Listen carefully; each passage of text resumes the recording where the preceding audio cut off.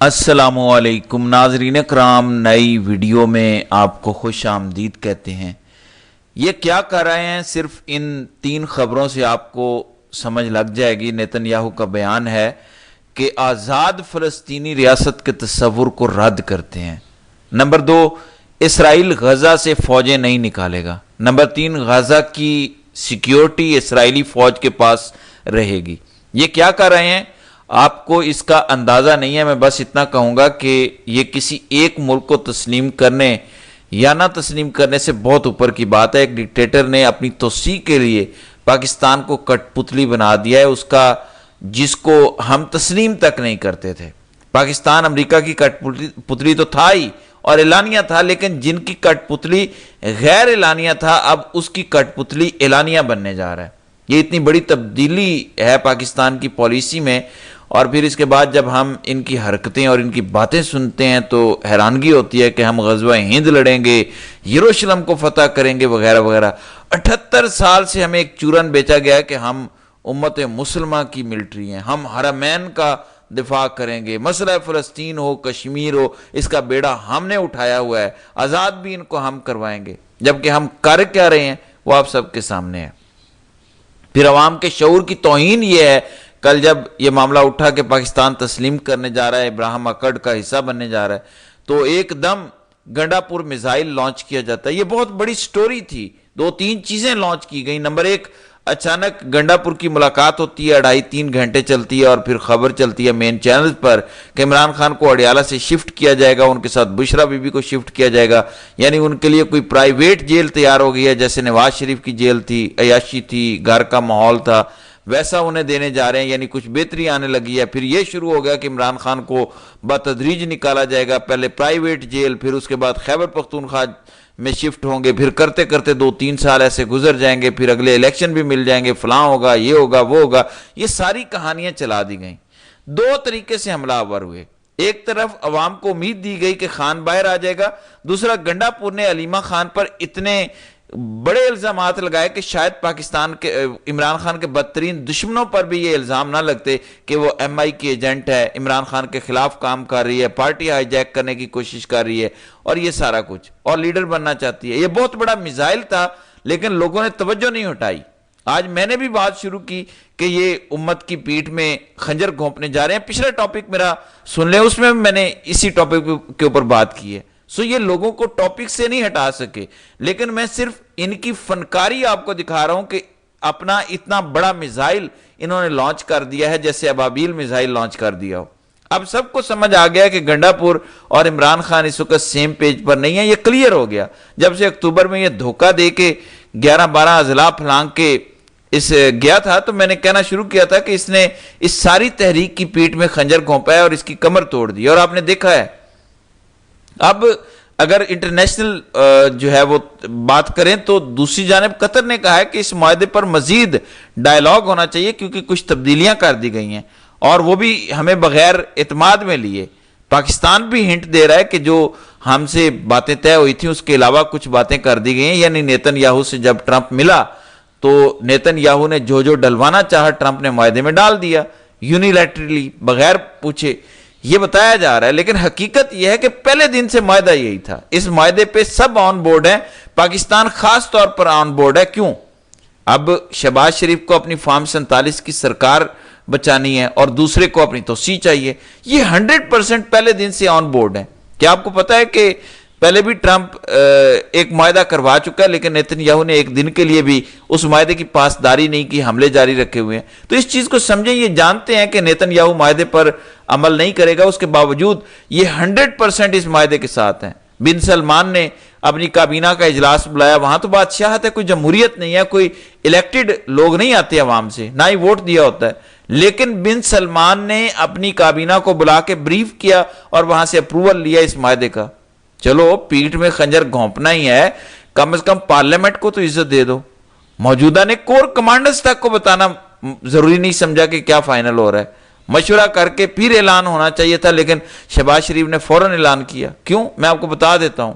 جس time Nitin Yahoo مل رہا تھا نا ٹرمپ سے، انہوں نے 20-25 منٹ پہلے ٹویٹ کر دیا، ان کو پوری انٹیلیجنس تھی کہ وہ کب مل رہا ہے، اور انہوں نے ٹرمپ کو وہ ایمونیشن دیا کہ دیکھو پاکستان نے تسلیم کر لیا، اور پھر ٹرمپ نے جب آ کے پریس بریف کیا نیتن یاہو کے ساتھ کھڑے ہو کے، تو پاکستان کا خاص شکریہ ادا کیا کہ وہ پہلے دن سے ہمارے ساتھ کھڑے ہیں، بہت اچھا بندہ ہے فیلڈ مارشل، اور بہت اچھا ہے فارم 47 کا وزیر اعظم، وہ ہمارے ساتھ پہلے دن سے کھڑے ہیں۔ اور جب وہ یہ کہتا ہے تو اس نے اپنے ساتھ نیتن یاہو کو کھڑا کیا ہوا تھا۔ تو کس کے ساتھ کھڑے ہیں؟ ٹرمپ اور نیتن یاہو دونوں کے ساتھ کھڑے ہیں، اور کب سے کھڑے ہیں؟ پہلے دن سے کھڑے ہیں۔ تو عرب ممالک میں بھی جرت ہے، وہ کہہ رہے ہیں کہ کابینہ کی میٹنگ بلا لیں۔ قطر کہہ رہا ہے اس پہ مزید ڈائلاگ کی ضرورت ہے، جو انہوں نے تبدیلیاں کی ہیں، جبکہ ہماروں کی طرف سے چوں تک نہیں ہوئی۔ ہمارے کہتے ہیں کہ ہم اللہ کی رضا کی خاطر یہ کر رہے ہیں، اللہ کی رضا کے لیے اب ہم نیتن یاہو کو کلین چٹ دینے جا رہے ہیں۔ جس بندے پہ عالمی عدالت میں جنگی جرائم کا مقدمہ چل رہا ہے، اس کو ہم اللہ کی رضا کے لیے عام معافی دینے جا رہے ہیں۔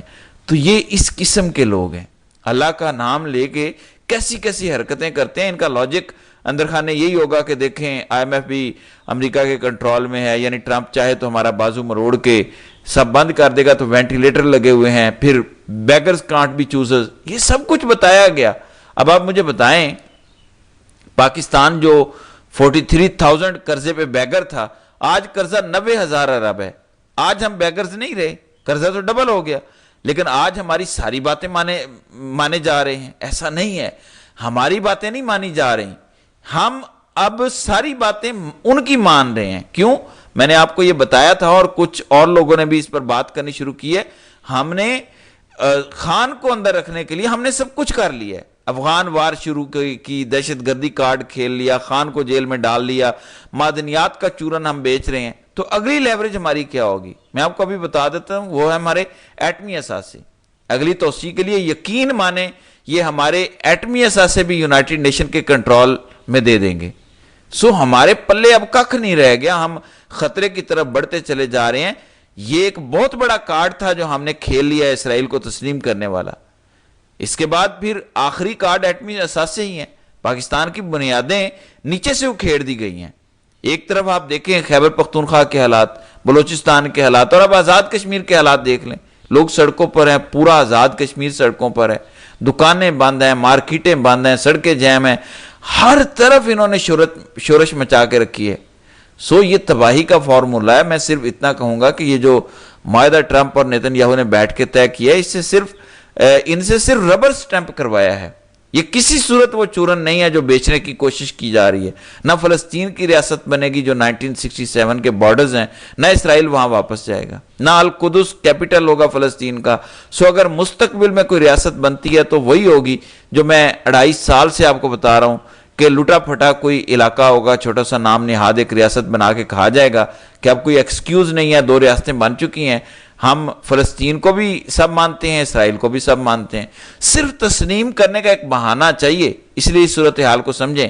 یہ ایک foot in the mouth moment ہے، یہ شرم کا مقام ہے۔ ایسے ٹاؤٹ جو کل تک باتیں کرتے تھے کہ عمران خان کو باہر سے امریکی کانگریس سپورٹ کر رہی ہے، آج چپ بیٹھے ہوئے ہیں، بلکہ دلیلیں دے رہے ہیں کہ ہاں یہ کتنا اچھا کام ہے، جبکہ ہمارے سارے مولوی حضرات نے بھی چپ کا روزہ رکھا ہوا ہے، نیپال چلے گئے ہیں۔ چابی والا کھلونا کدھر گیا؟ فضل الرحمان کا پھسپھسا سا بیان آیا ہے، یہ عمران خان کو 30 سال سے ایجنٹ کہہ رہے ہیں، آج ان کو بھی ایجنٹ بولے نا، آپ کیوں نہیں بولتے؟ کیونکہ سب سے ملے ہوئے ہیں۔ سو آوے کا آوا بگڑا ہوا ہے، شخص ایک ہی ایماندار ہے اور پاکستان کے مفاد کا سوچتا ہے، اور وہ ہے عمران خان۔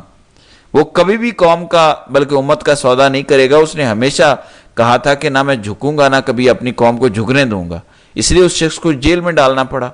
وہ باہر ہوتا تو قوم کو کبھی نہ جھکنے دیتا۔ یاد رکھیے گا، آج ہم باجماعت نیتن یاہو کے سامنے جھکے ہوئے ہیں۔ اگر ہم اس حکومت کو تسلیم کیے بیٹھے ہیں، اگر ہم نے قبول نہیں کیا تو جیسے آزاد کشمیر کے لوگ سڑکوں پر ہیں نا، پوری قوم ایسے سڑکوں پر ہوتی۔ آج کمر توڑ دی گئی ہے ہر کسی کی، اتنا خوف پیدا کیا گیا۔ یہ جو خوف اس لیول پہ لے جا کے پیدا کیا گیا نا، ایک ہی وجہ تھی کہ یہ کام ہونا تھا، اور اس کام کے ہوتے ہوئے لوگوں کو ڈرا ہوا ہونا تھا کہ دیکھو ہم نے 9 مئی کو یہ کیا تھا، 26 نومبر کو یہ کر دیا تھا، تو باہر نہ نکلنا۔ سو یہ خوف پیدا کیا گیا۔